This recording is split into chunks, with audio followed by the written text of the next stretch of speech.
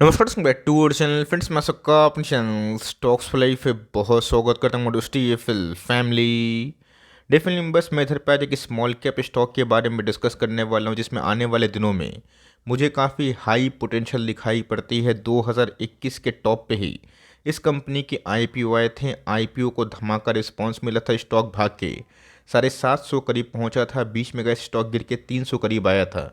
मैंने उस टाइम दोस्तों मल्टीपल वीडियोस बना के आपको इनकरेज किया था कि बिल्कुल भी लॉस में बेचने की आवश्यकता नहीं है, बिकॉज जैसे ही बाजार रिकवर होगा और इस कंपनी के नंबर्स इन लाइन आना शुरू होंगे, स्टॉक में रिकवरी होगी। स्टॉक की बात की जाए, आज उनके नंबर्स मार्केट आवर्स में ही आए Q3 के, और नंबर्स को बाजार ने बहुत ही अच्छा थम्स अप किया। लेकिन दोस्तों एक कैच भी है, वीडियो में बने रहें जहाँ पे गैस एक मौका है जो long term point of view से काफ़ी अच्छा लग रहा है। चैनल फर्स्ट टाइम होंगे सब्सक्राइब कर सकते हैं इस तरह की क्वालिटी कंटेंट को सबसे पहले एक्सेस करने के लिए। Now without telling any for time, let's begin.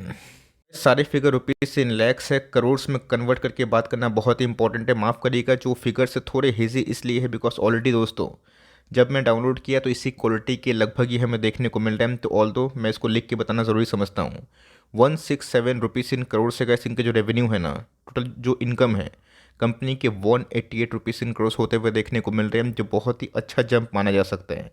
Quarterly front की बात की जाए 172 से 172, उसमें भी रिकवरी हमें देखने को मिल रही है। लेकिन दोस्तों कंपनी के इस बार जो खर्चे हैं ना, वो थोड़ा बढ़ते हुए देखने को मिल रहे हैं। लास्ट टाइम इसी क्वार्टर में कंपनी के जो खर्चे थे 105 करोड़ के आसपास थे, जो गैस इस बार हमें 132 देखने को मिल रहे हैं। क्वार्टरली फ्रंट की बात की जाए 128 से, उसमें भी हमें उछाल देखने को मिल रही है। हाँ दोस्तों, लास्ट ईयर से इस ईयर में एक डिफरेंस हमें देखने को मिल रहा है कि कंपनी के खर्चे बहुत बड़े हैं।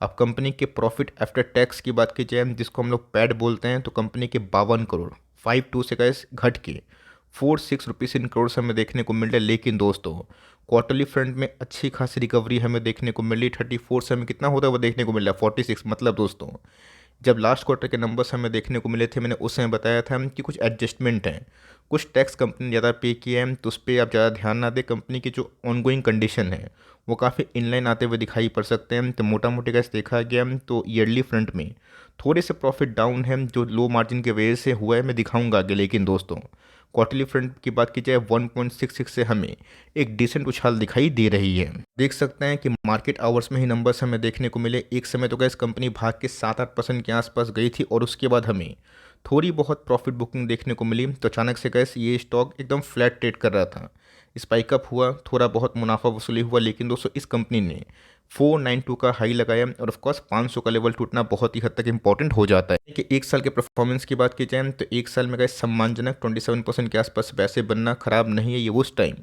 जब कंपनी बीच में गए लास्ट अप्रैल की बात की जाए, मार्च की बात की जाए 300 के आसपास आई थी।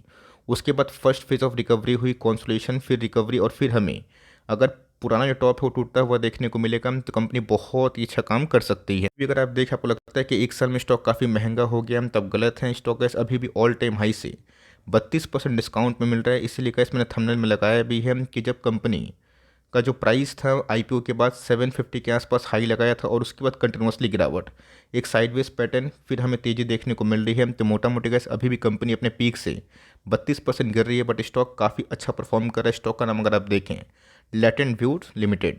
बहुत लोगों को थोड़ा बिजनेस में इंटरेस्ट होता है और बहुत लोगों को नहीं भी होता, उनको सिर्फ स्टॉक के प्रॉफिट से मतलब होता है। लेकिन दोस्तों आपको बिजनेस भी ना बहुत ही मजबूती से देखने की आवश्यकता है कि कंपनी ट्रेंड के संग काम कर सकती है फिर नहीं कर सकती। डेटा जो बहुत ही इंपॉर्टेंट रोल प्ले करता है। मुकेश अंबानी साहब ने बोला था कि data is the new oil. तो जी हाँ दोस्तों, बड़े बड़े ब्लू चिप इनके क्लाइंट्स हैं, और ऑफकोर्स इनकी तरफ से एक डेटा एनालिटिक्स की बात की जाए, जो इंजीनियरिंग की बात की जाए, डिजिटल सॉल्यूशन की बात की जाए, इन सब का काम होता हुआ देखने को मिलता है। कंपनी कंसल्टिंग में भी काम करती है, और उनके क्लाइंट्स की बात की जाए तो बहुत ही डाइवर्सिफाई, बीएफएसआई, टेक्नोलॉजी, सीपीजी, रिटेल, इन सब के क्लाइंट्स हमें देखने को मिलते हैं। तब सबको अच्छे से पता है कि बजाज फिनेंस इतनी बड़ी कंपनी इसलिए हो पाई बिकॉज उन्होंने डेटा पे बहुत फोकस किया, और उनके पास इतना डेटा है जिसकी वजह से वो प्रोडक्टिव बना पाते हैं। तो वैसी कंपनी जो डेटा को रिफाइन करके उस पर प्रोडक्टिविटी डाल सकती है, ला सकती है, वो सब कंपनी का जो फ्यूचर है मुझे बहुत ही मजबूत दिखाई पड़ता है। कंपनी के साइज़ की बात की जाए तो कंपनी दोस्तों एक 10,000 बिलो की मार्केट कैप वाली कंपनी हमें दिखाई पड़ती है। बीच में कंपनी गिर के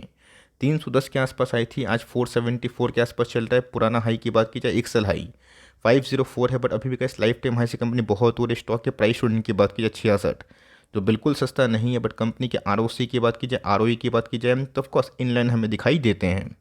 तो गैस एक चीज़ नोटिस करिएगा, जब कंपनी के ऑफकोर्स IPO आने होते हैं उस समय बहुत ही क्लीन और ग्रीन जो बैलेंस शीट है वो हमें जनरली दिखाई पड़ता है। तो ऑफकोर्स गैस एक समय ऐसा था कि कंपनी के टॉप लाइन 306, 408, 539 और TTM की बात की जाए एकदम बढ़ते हुए देखने को मिल रहा है। मतलब कंपनी बहुत तेज़ी से गैस अपने सेल्स को बढ़ाते हुए दिखाई पड़ रही है। बट एक चीज़ नोटिस करिएगा, कंपनी गैस इनके ऑपरेटिंग मार्जिन्स थोड़े बहुत क्या बहुत डाउन होते हुए देखने को मिल रहे हैं। पीक पे मार्जिन्स 35% के लगभग थे, आज हमें 20% के आसपास देखने को मिल रहे हैं, जो मेरे हिसाब से मार्जिन का ऑलमोस्ट बॉटम हिट कंपनी कर चुकी है। इसलिए गैस इनके प्रॉफिटेबिलिटी की बात की जाए वो थोड़े TTM में कम होते हुए देखने को मिल रहे हैं। लेकिन दोस्तों एक चीज़ नोटिस करिएगा, जिस दिन मार्जिन्स 3-5% के आसपास बढ़े और पुराने पीक मार्जिन्स में कंपनी पहुंची उस दिन बहुत ही फ़ायदा हो सकता है। बिकॉज कंपनी अगर आप देखें तो बहुत तेज़ी से एक ग्रोथ मेकिंग पाथ पे है।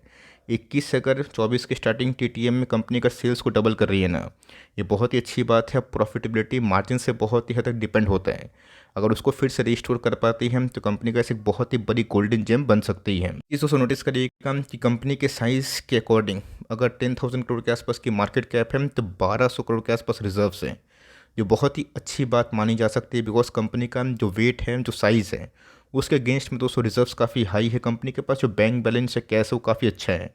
25 करोड़ के आसपास बोरोइंग्स हैं, तो कंपनी के पास ना के बराबर बोरोइंग्स हैं।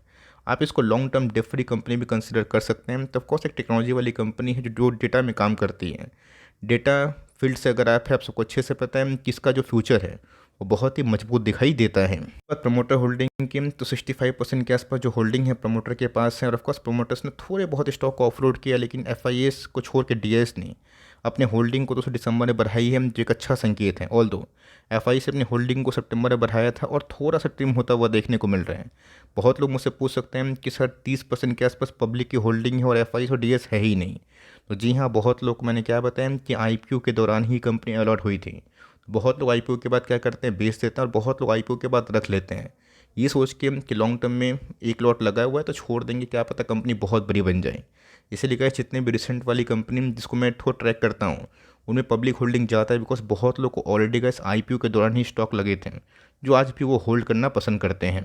बाद वॉल्यूम्स की तो आज आप देख सकते हैं दोस्तों 4 मिलियन के आसपास वॉल्यूम स्पाइक अप होता हुआ देखने को मिला और प्राइस मोमेंटम भी काफ़ी मजबूत था। ऑल दो बॉलिंजर बैंड के बाहर गया था, फिर उसी के अंदर आता हुआ देखने को मिल रहा। अब दोस्तों बाइंग कहाँ करना है, अगर आपको इस कंपनी में इंटरेस्ट है तो लेवल्स क्या हो सकते हैं, चलिए गाइस उसको डिस्कस करना काफ़ी हद तक इंपॉर्टेंट है। लेवल्स की बात कीजिए, अगर दोस्तों ये स्टॉक थोड़ा बहुत लाइक गिर के 450 के नीचे मिलता है तो एक अच्छा बाइंग हो सकता है। बिकॉज पिछले कुछ समय से ये कंपनी 430, 40, 50 ये दोस्तों बहुत बार जो सपोर्ट है ना इसके आसपास भी आई थी और उसके बाद फिर से रिकवरी हमें देखने को मिली। तो कंपनी का इस मोटा मोटी काफ़ी अच्छा लाइक जो चार्ट पैटर्न है वीकली चार्ट में देखने को मिल रहा है और पुराना पिक तोड़ते ही काफ़ी अच्छा रिकवरी भी हमें देखने को मिल सकती है। और पिछले कुछ समय से कैसे जो वॉल्यूम्स है ना ये बढ़ रहे हैं, इस चीज़ को नोटिस करिए। और जब तक ऐसे वॉल्यूम में बढ़ोतरी नहीं होगी और बड़े पार्टीज़ का जो एंट्री नहीं होगा तब तक ऐसे स्टॉक है ना थोड़ा सा कम भागता है। इस दिन दोस्तों कंसोलिडेशन फेज मंथली चार्ट में ओवर हुआ और कंपनी अपना पुराना हाई को तोड़ के नया हाई लगाई। कंपनी और भाग सकती है, मैंने लेवल्स बता दिए, उस पर आप चाहें तो इस कंपनी को ट्रैक एंड वॉच करके अपने जिम्मेदारी से बाई और सेल का लाइक फैसला कर सकते हैं। कोई रिकमेंडेशन नहीं, लेकिन ये पुरानी होल्डिंग है तो इस कंपनी को होल्ड करें। कंपनी अच्छा काम कर रही है और नंबर्स भी गाइस काफ़ी इनलाइन दिखाई पड़ रहे हैं। आपका क्या व्यू है कमेंट बॉक्स में बताइएगा ज़रूर। और वीडियो अच्छी लगी तो प्लीज़ लाइक करिएगा, चैनल फर्स्ट टाइम होंगे सब्सक्राइब करके बेल आइकन को प्रेस करना भी ना भूलिएगा। दोस्तों मिलते हैं जल्द ही, तब तक के लिए bye. Thanks for listening friends, god bless you all.